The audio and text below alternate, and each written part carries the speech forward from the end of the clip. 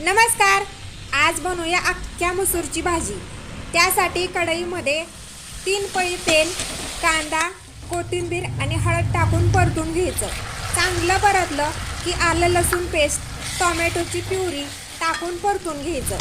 तेल सुटलं की गरम मसाला, धणे पावडर आणि थोडासा किचन किंग मसाला आणि घरगुती चटणी 1 चमचा, चवीप्रमाणे मीठ आणि अख्खा मसूर टाकायचा आणि छान असं परतून त्याला तेल सुटू द्यायचं आणि मग पाणी टाकायचं.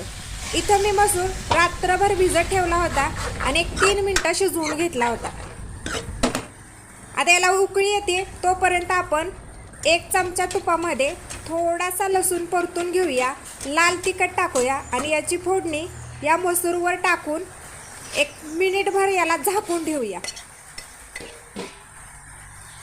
बघा छान तडका बसला की वरती कोथिंबीर टाकूया. आता गरमागरम जिरा राईस सोबत अख्खा मसूर खायला घेऊया. तयार आहे आपला चमचमीत झणझणीत असा अख्खा मसूर.